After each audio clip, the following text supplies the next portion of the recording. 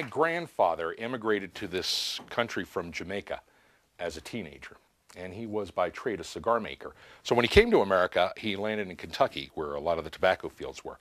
And he wasn't there for very long when he went into the small town near where he was working, and he heard a psst from the alleyway. And he walked in, and there was a guy in there playing with some cards.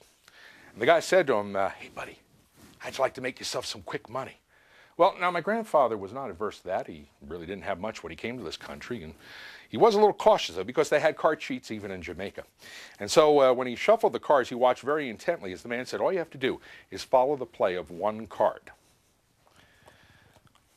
If you can follow the money card, you can win yourself a lot of money.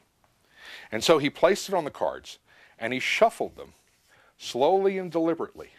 And my grandfather watched very, very carefully, and the man put out 1, 2, 3, 4 cards on the table.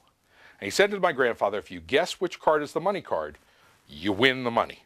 Now, my grandfather was a little suspicious. He thought perhaps that the money card wasn't even on the table. But when the gambler showed him the rest of the cards in his hand, he realized he had no reason to be suspicious whatsoever. Now, Tamara, which of those cards would you have bet on? You're not going to win a freezer or anything, Tamara. I mean, okay, well, that's exactly the card my grandfather bet on. Yeah, and that's when the gambler made his move. And he said, oh, I'm sorry, son, you've lost your money. I've got the money card right here.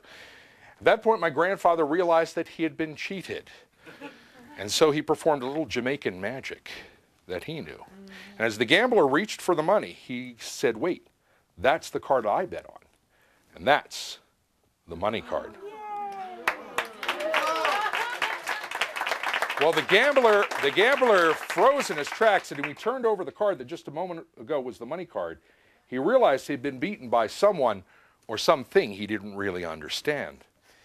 Well, my grandfather got to keep the money, and he got to keep the cards, and that's how I got them. Because they were of no earthly use to the gambler.